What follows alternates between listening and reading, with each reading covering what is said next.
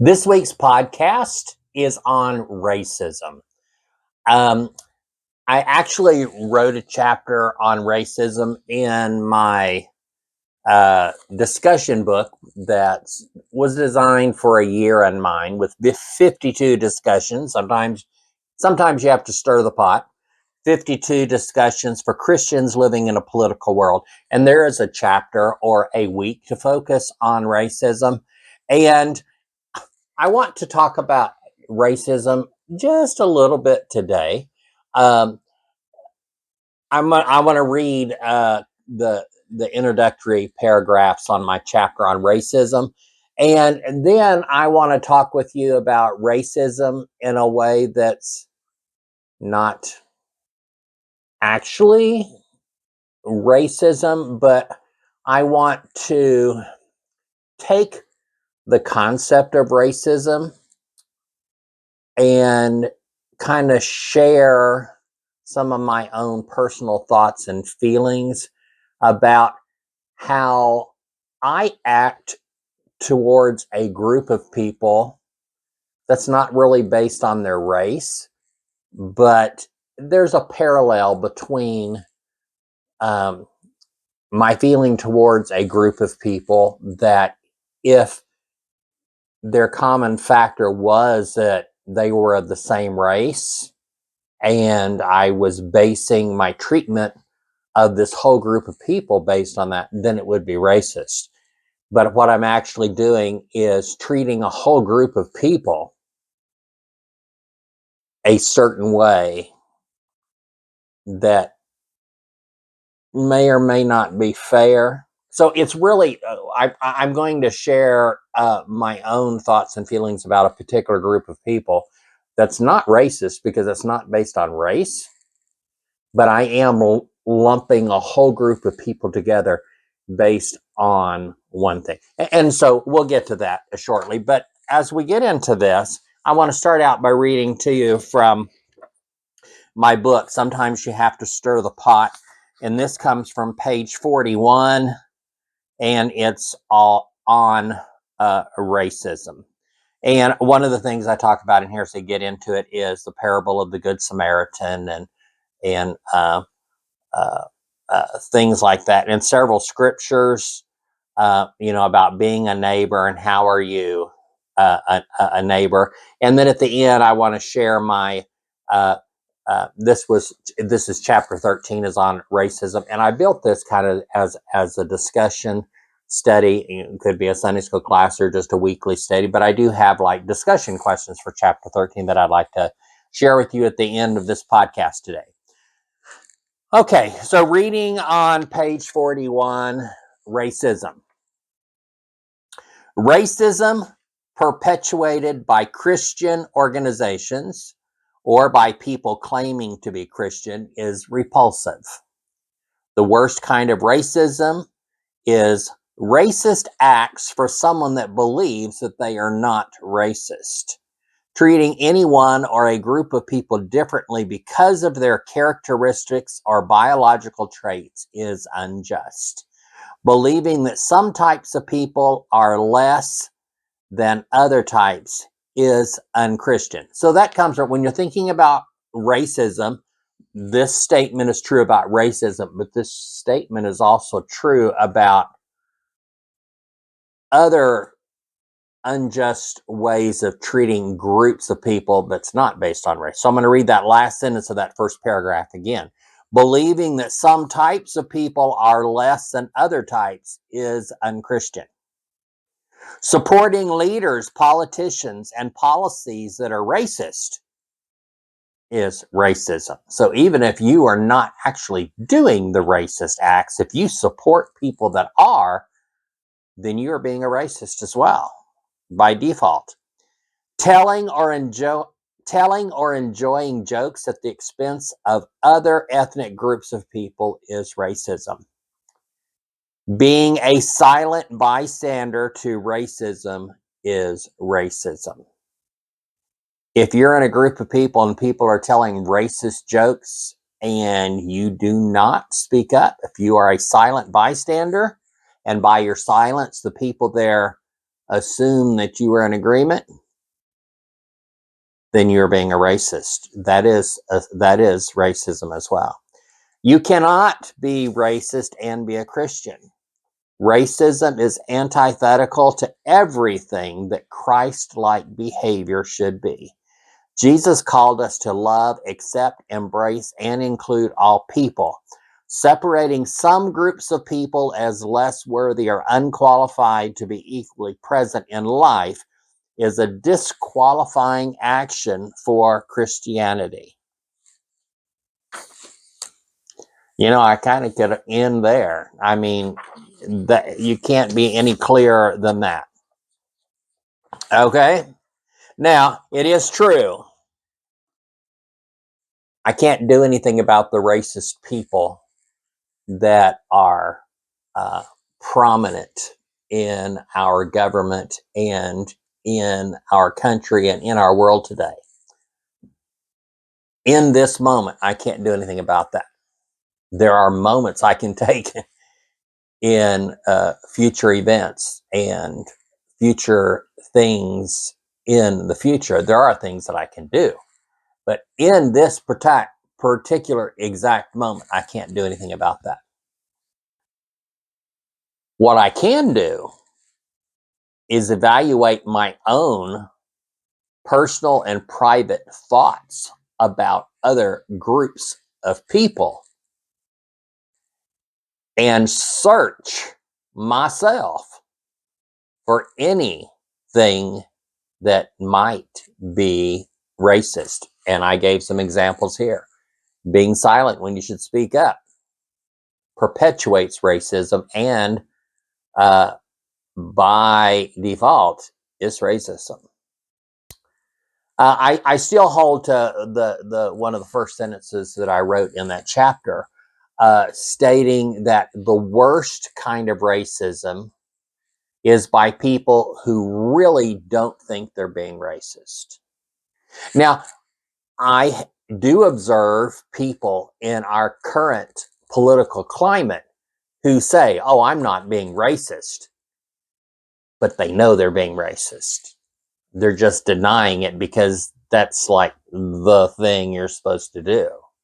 And there are some people that don't even feel the need to hide their racism, but yet they still say, "Oh, I'm not being racist. I'm not racist," but they are. And in that group, there are some people who know they're being racist, don't care, but they're going to deny it because they know the political correctness is to deny their own racism. Uh, but there are people that are racist and really, really, really don't think that they are. And that's kind of the worst kind of racist because you really can't do anything for that. So in this moment, I'd like to talk about racism in a little different way. There is a group of people that I lump together all in one group, and I treat them differently. Now, it's not based on race, but while I am in this moment of examining my own mind, thoughts, and beliefs, I have found myself having to confront myself on this issue. Have I solved it? No. Um, in some ways, I'm okay with treating a particular group of people differently. And I have not solved this within myself yet, but I'm going to share it with you. I'm going to offend some of you. Not purposefully, but I know some people will be offended at what I'm about to share. I know there are a lot of people in 2016 that voted for Donald Trump. And I heard the things they said. I heard some people justify doing that. Okay. I didn't really end any relationships or any friendships after the 2016 election.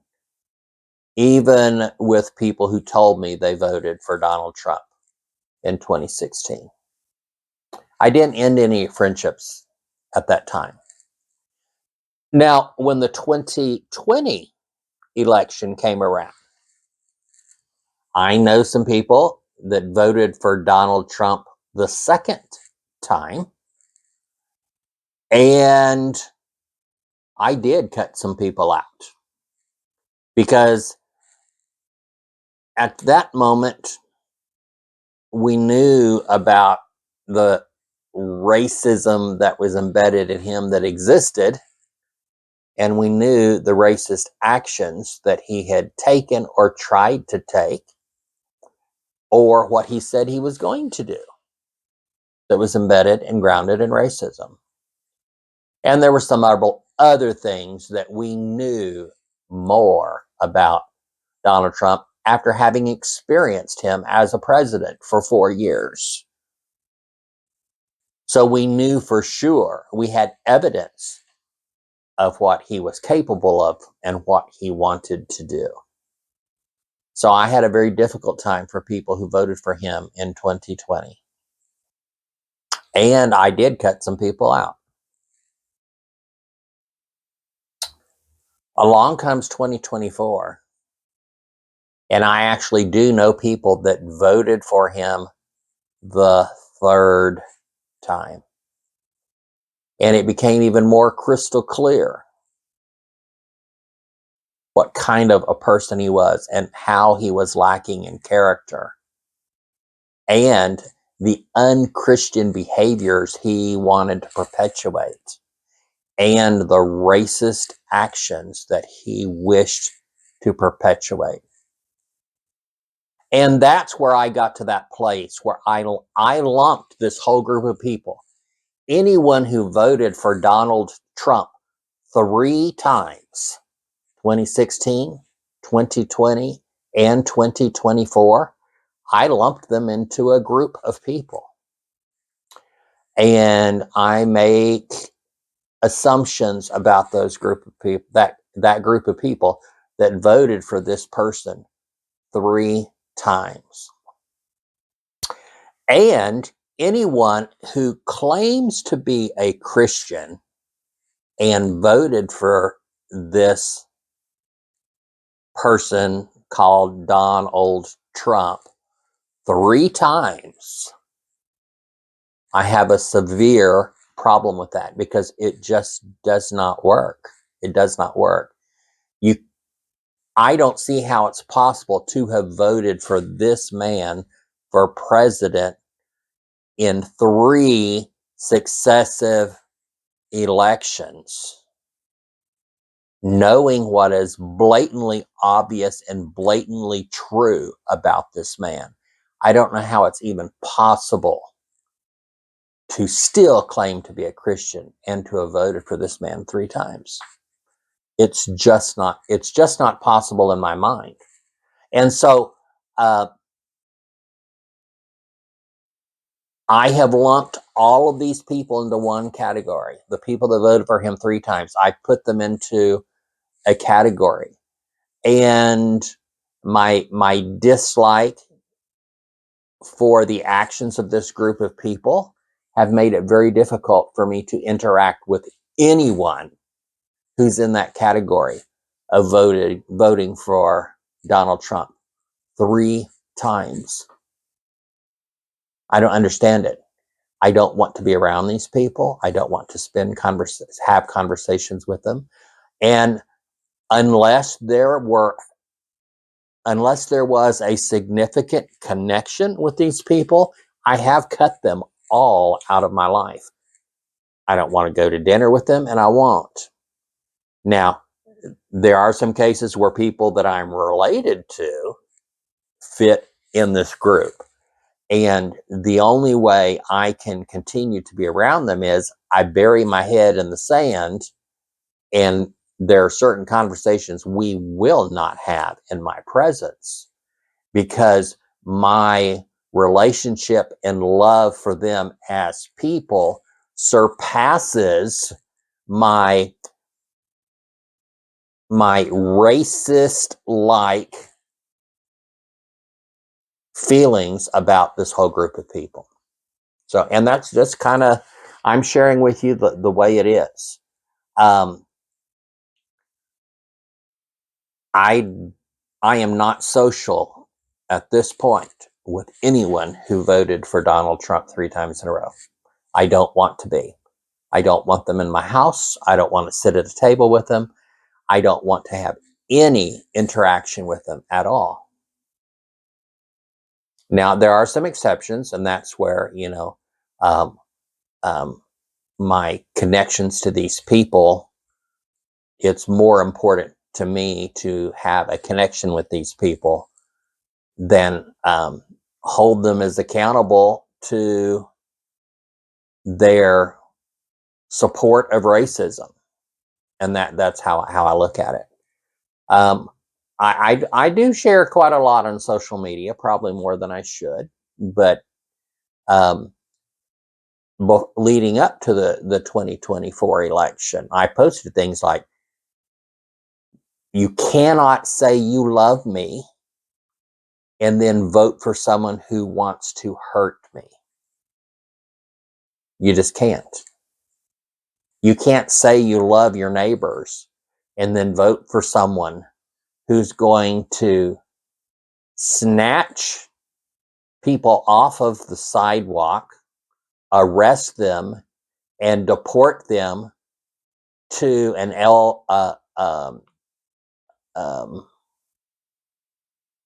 a jail in Central America without trial. And you've gathered up people and deported them to a country where they're not from in a terrible international jail without due process. That is so wrong. That is so unjust. And I've even heard people say, well, I voted for him, but I thought he was all talk. That wasn't going to happen. And on the tip of my tongue right now is a curse word. We knew that's what he wanted to do because he said it. And he said it for more than 12 years. There was even a plan called Project 2025 that said they were going to do that. And they did that. So you can't claim ignorance. It was out there. What he planned to do is happening right now. So, people that support racism are in a group of people that I have lumped together. Anyone who voted for Trump 3 times in a row, I've lumped them into this category. And I have a very difficult time myself being a Christian to that group of people. They're my neighbor. I'm called to love them. Unless there's a familial connection, I'm finding it impossible to love them. And I know that's wrong. And I know I have to work on that. And I know I need to deal with that. So, racism is bad. Supporting people that are racist and do racist things is bad. I can't believe that in 2025, we have to have a conversation to say, racism is bad. You can't be a racist. You can't support someone who's being a racist. You can't be a silent bystander with people saying racist things.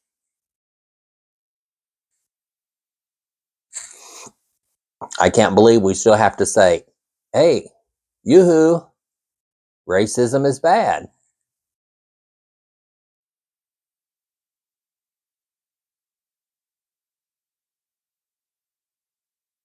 I don't know what else to say. Racism is bad. Don't be racist. And at the same time, I'm having to talk to myself about, okay, if you lump this whole group of people into a category and you're having difficulty loving them,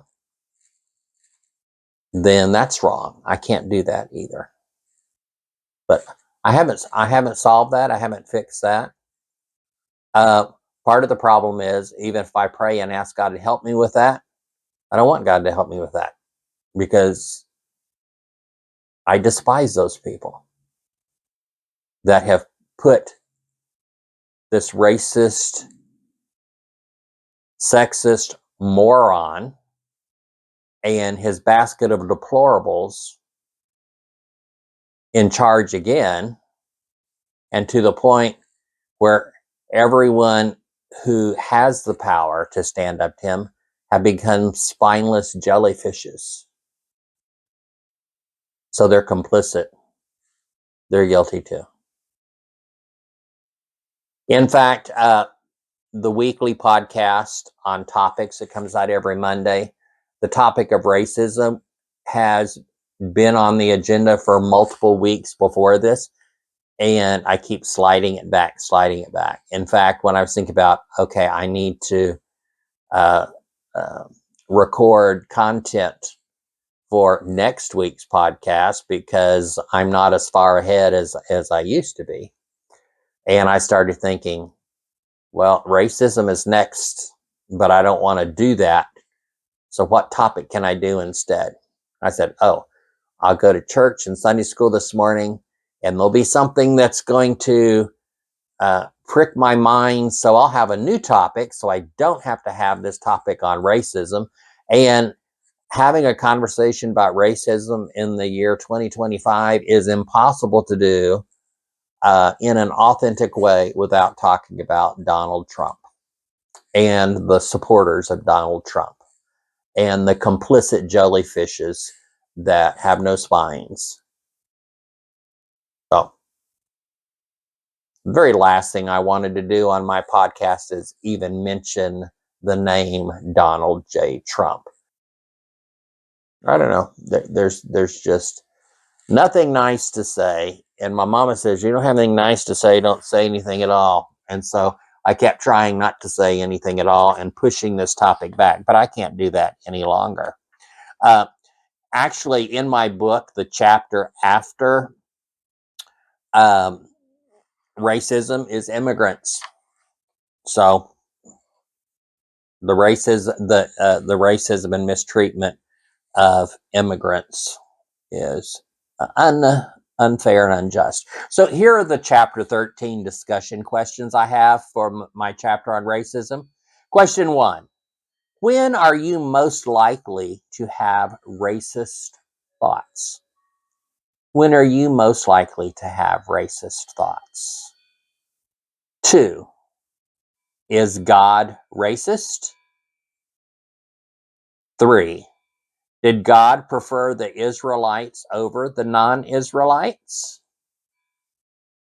4. Does the Bible include embedded racism?